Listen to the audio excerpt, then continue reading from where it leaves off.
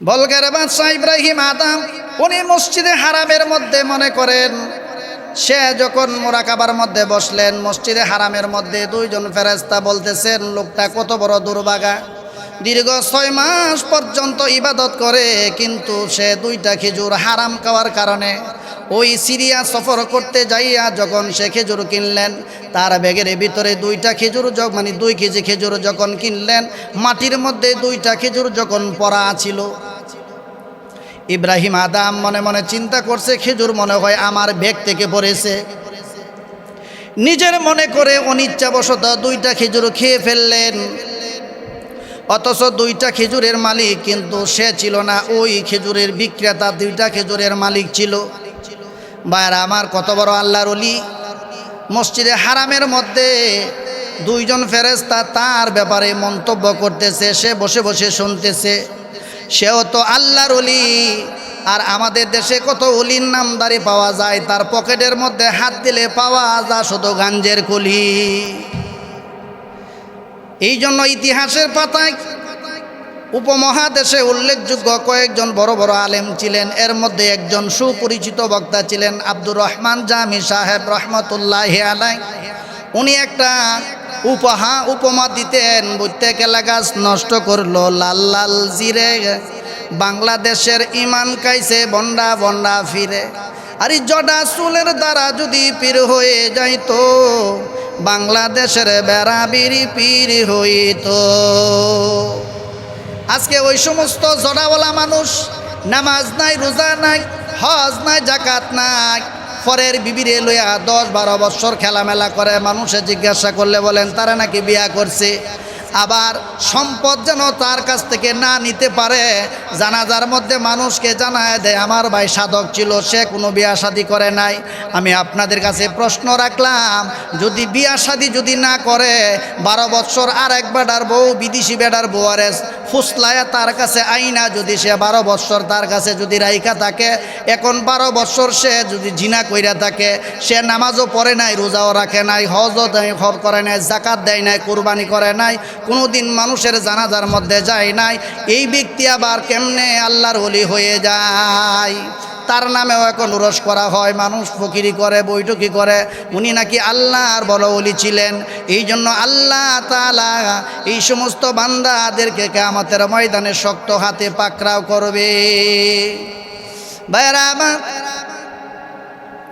এই সমস্ত ব্যক্তি যারা মাথার মধ্যে জড়া চুল রাখে, অনেকে বলে এটা নাকি আল্লাহর প্রদত্ত দান। পাগলও খালি না, জঙ্গলও খালি না। আমি তো বলি পাগলও খালি না, জঙ্গলও খালি না, এটা তো বোঝা গেছে। সেলার শট পরিধান কইরা যখন সে রাস্তায় হাঁটে, নারকেলের জোড়া দেখা গেছে, এটা তো বোঝাই গেছে। মাথার মধ্যে চুলের জট, ফরনের মধ্যে সালার শট, হাতের মধ্যে গাঞ্জার ফট। আমি জিগাই তুমি কোন ফট? সে বলে মারে ফট।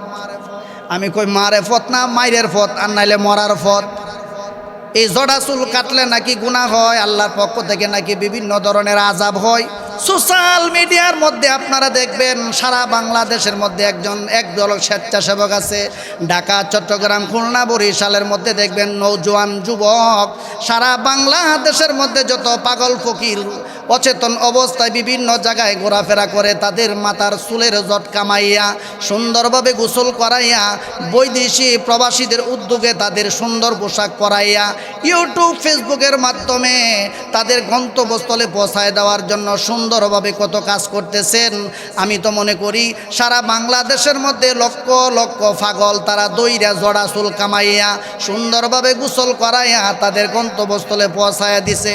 জড়া চুল কাটলে যদি কোনো মুসিবত হইতো, আমি তো দেখলাম বাংলার জমিনে যারা ওই সমস্ত ব্যাটালিয়ান যারা কাজ করতেছে, একটা ছেলেরও কোনো ধরনের ক্ষতি হয় নাই। ভাইরা আমার উদ্দেশ্য ছিল, ইব্রাহিম আদম কত বড় আল্লাহর ওলি ছিলেন। উনি তখন মসজিদে হারাম থেকে ফজরের নামাজের পর উনি সিরিয়া তখন গমন করলেন। ওইখানে গিয়া যে ব্যক্তির কাছে খেজুর কিনলেন, লোক নাই, তার ছেলে বসা আছে, তাকে বলতেছেন ভাই গত কিছুদিন পূর্বে আমি ওইখান থেকে আমি 2 কেজি খেজুর নিয়েছিলাম, কিন্তু 2টা খেজুর মাটির মধ্যে পড়েছিল। আমি মনে করেছিলাম আমার ব্যাগ থেকে পড়েছে। আমি 2টা খেজুর খেয়ে ফেলেছি। মসজিদে হারামে যখন এশারের পরে মুরাকাবায় বসলাম, তখন 2জন ফেরেশতা বলতেছে আমার 6 মাসের ইবাদত নাকি কবুল হয় নাই, আকাশের মধ্যে ঝুলন্ত অবস্থায়। অন্য ফেরেশতা বলতেছে কারণ কি?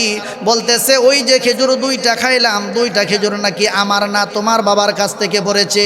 এখন 2টা খেজুরের দাবি চারার জন্য আমি এখানে আসলাম। লোকটা বলতেছেন ভাই আমার আব্বা মৃত্যুবরণ করেছে, 2টা খেজুরের মালিক এখন আমরা 2 ভাই।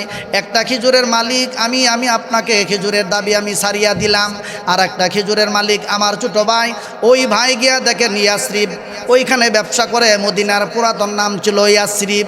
ইয়াসরিব নগরে গিয়া দেখেন আমার ভাই ওই আরেকটা খেজুর দাবি ছাড়ার জন্য হেঁটে হেঁটে তখন মদিনায় গেলেন, ইয়াসরিব পুরাতন শহরে গেলেন। ওইখানে খেজুরের দাবি আরেকটা ছাড়াইলেন। ওইখান থেকে পায়ে হাইটা আবার সিরিয়া আসলেন, সিরিয়া থেকে আবার মক্কায় আসলেন। মক্কায় আইসা এশারের নামাজ যেদিন পড়লেন, আবার যখন মুরাকাবায় বসলেন, তখন 2জন ফেরেশতা গপ্প করে একজন আরেকজনের সঙ্গে। এই লোকের আমলটা কত ভালো, তার ভাগ্য কত ভালো, দীর্ঘ 6 মাসের ইবাদত আল্লাহ দরবারে কবুল হইয়া গেছে। সুবহানাল্লাহ। অন্য ফেরেশতা বলতেছেন দোস্ত শুধু তাই না, 2টা খেজুরের দাবি ছুটানোর জন্য হেঁটে হেঁটে এসে সিরিয়া গেল, সিরিয়া থেকে মদিনায় গেল, অর্থাৎ পুরাতন নাম ছিল ইয়াসরিব, ইয়াসরিবে গেল, ইয়াসরিব থেকে আবার সিরিয়া আসলো, সিরিয়া থেকে আবার যখন কাবা করে আসলো, যতটা কদম দিল প্রত্যেকটা কদমের বিনিময়ে আল্লাহ তাআলা তারা একটা করে নেক তার আমলে দান করছে। সুবহানাল্লাহ। এই জন্য ভাইয়ারা আমার, ইবাদতের জন্য হালাল খানা খাইতে হবে। হালালের আল্লাহ তাআলার কাছে সবচেয়ে বেশি গুরুত্ব। এই জন্য আল্লাহ বলেন আহাল্লাল্লাহুল বাইআ ওয়া হাররামার রিবা। আমি ব্যবসাকে হালাল করেছি, আমি সুদকে হারাম করেছি। হারাম বক্ষণকারী জান্নাতে কোনোদিন প্রবেশ করিবে না। আলাউদ্দিন আইএমসি মিডিয়া সাবস্ক্রাইব করুন, কোরআন ও আহাদিসের আলোচনা শুনুন।